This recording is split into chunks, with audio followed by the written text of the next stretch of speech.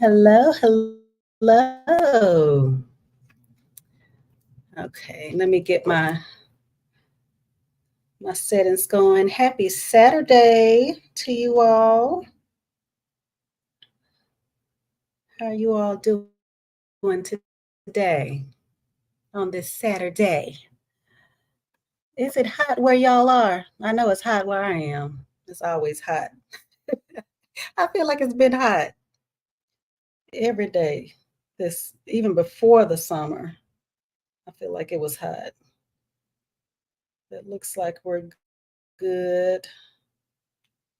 I'm looking at everything on Facebook and I'm on Instagram and I'm also streaming on the Teach Me Tribe YouTube channel as well.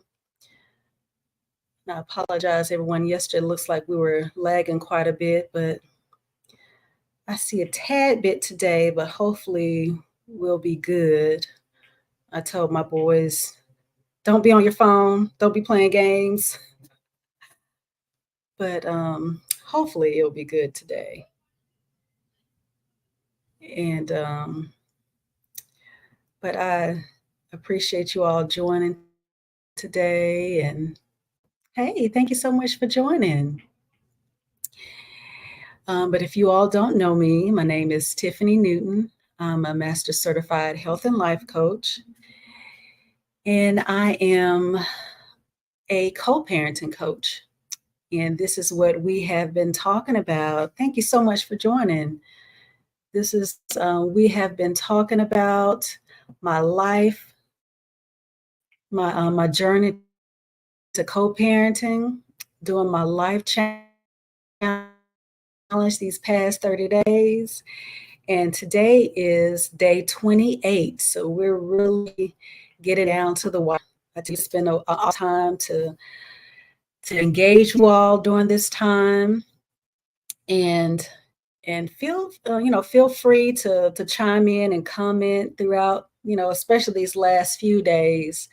I've gotten some feedback on the back end, and I definitely appreciate it. I definitely appreciate it. But I help co-parents, just in case you don't know, I help co-parents establish and maintain healthy relationships with one another so they can raise emotionally healthy children without experiencing the long-term communication issues using my child first method. And we've been talking about the child first method the past couple of weeks. We've been really diving into the details of it. And if you have not seen any of the lives, please go back and check them out. You can actually see all of them at the Teach Me Tribe YouTube channel. They're all stored there as well. And that way you won't have to scroll through my feed to look at them. But my focus has been the child and what's in the best interest of the child. So everything that I discuss is going to encompass that. And as as I mentioned, we've been talking about the child first method, and child is an acronym, and we've compared it to a vault. So as you know, the vault has combinations, and with the combination, our child has been that combination. So the child is an acronym. It's communication, which consists of partnership and collaboration, honoring the other parent's role, involvement with the child, letting go of the shoulda, coulda, wouldas, and determining what's in the best interest of the child.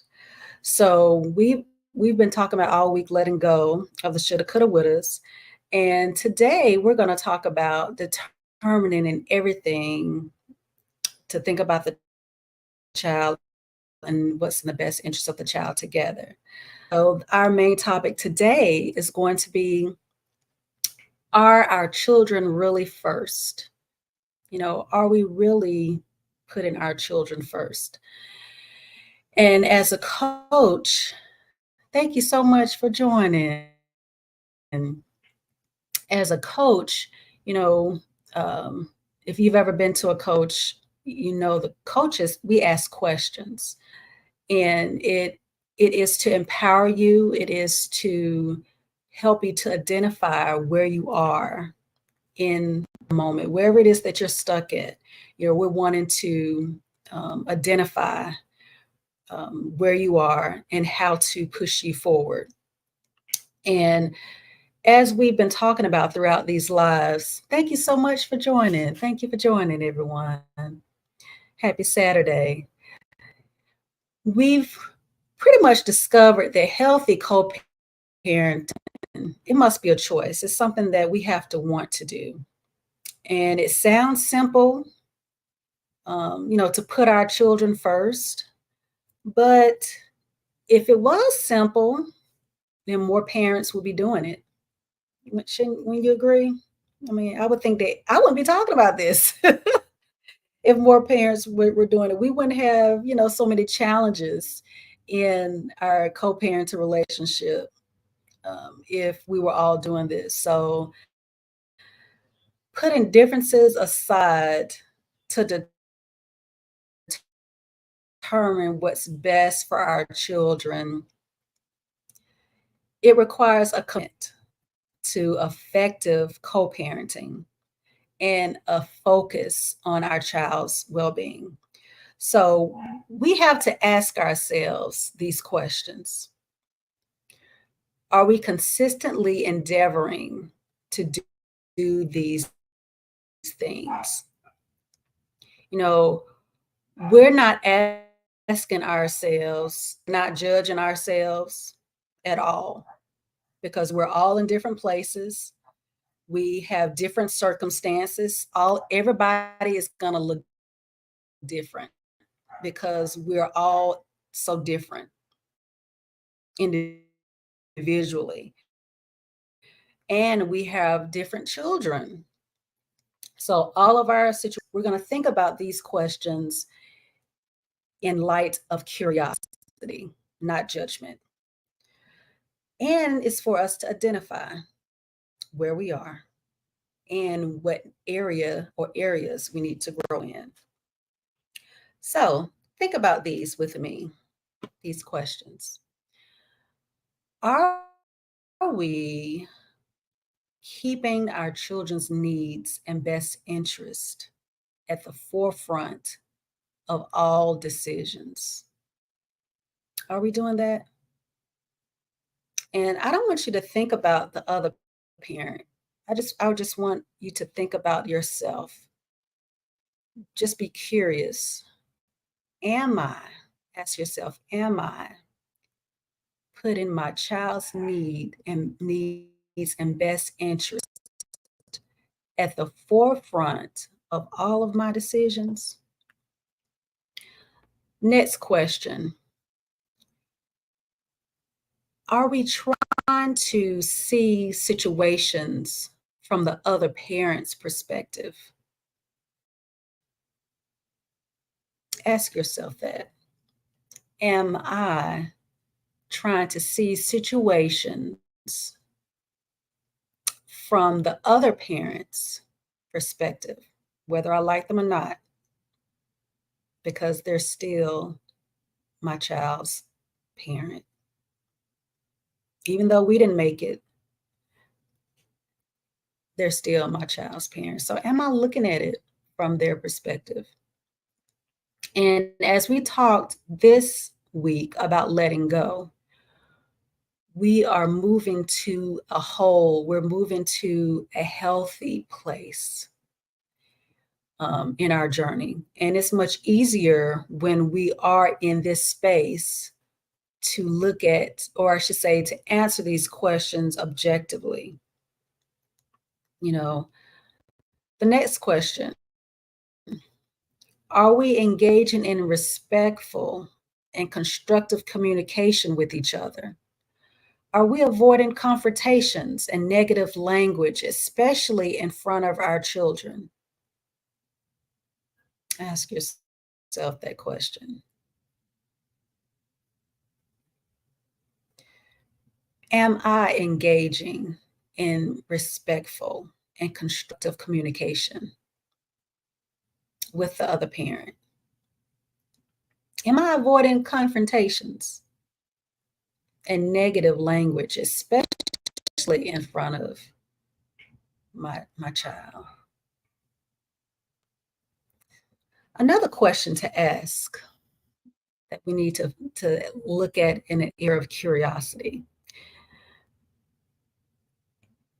Are we identifying common goals that both of us have for our child's future? Are we doing that? Are we identifying? Are we able to communicate to identify common goals that's in the best interest of our child's future? Hmm.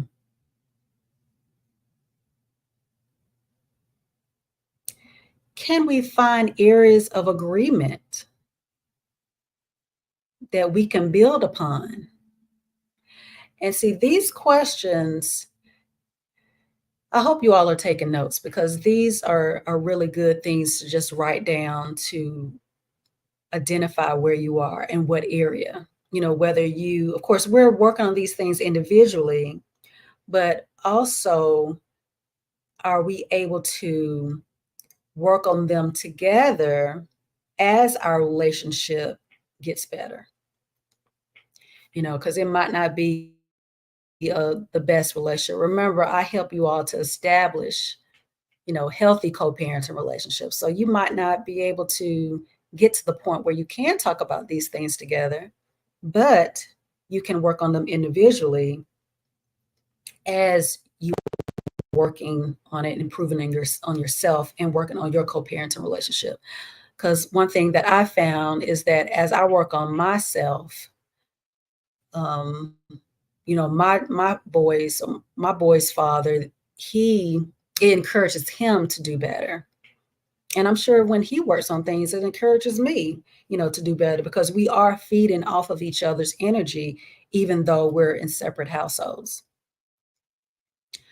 So a couple other questions that we have to ask, are we willing to adjust plans and strategies in the child's when it is needed for the child? As the needs of the child changes as they get older, whether it's extracurricular activities that they're involved in, school, are we flexible and adaptable? Are we willing to compromise? Or are we just so set on this is my way or the highway, not necessarily thinking about the child? Something to think about. Are we being intentional? Thank you so much for joining, Shannon. Are we being intentional about the time that we spend with our children? You know, and I'll speak to you fathers, or really any parent. I know it's majority of fathers who have their children every other weekend when it is that joint custody agreement. Are you being intentional about getting your child during those during that time frame? Are you on time to get them?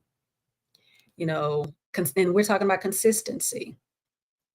Are you intentional about the time that you spend with them when you have them? Or are you taking them somewhere else where there's some shared time? Because remember, you're only getting them, what, 4 days out of 28 days a week, a month? I mean, so that's not a whole lot of time. But are you considering the needs of the child during that time? I went to Dave and Buster's yesterday with my boys. We had a fun day yesterday. So sometimes, you just have to do different things. So I took off from work and I had a fun day with the boys yesterday. And it kind of saddened me when we were there. We were having a good time playing games, eating and everything. But I saw a father, I assume it was a father and his daughter, sitting at the table next to us. And this isn't the first time I've seen it, but a lot of times when you're talking about things, just like I'm talking about co-parenting on a regular basis now, certain things come out at you, just like when someone gets a new car. What is that called? I can't remember, but it's something psychological that happens.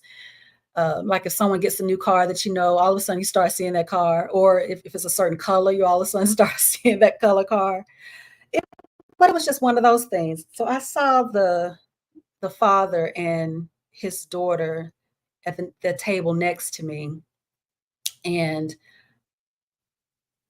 ah, it saddened me because I did not. They never really looked at each other. They were sitting. They weren't even sitting face to face. They were sitting kind of diagonal because it was four chairs. So he was on one side, she was on another side. He was diagonal, but they were on their phones the entire time that I was sitting there. They didn't really look at each other. They didn't talk to each other. I think the only time that I saw them or heard them interacting with each other is when she decided to get up after they had eaten to play some games, and I think he was giving her something. But things like that just saddens me because I'm thinking to myself, okay, is this the first of the month? Yes. So more than likely, no, it's every other weekend. So more than likely he has visitation. I'm wondering how often does this happen? You know, and this is his time with her. And she looks like she might have been maybe 10, you know.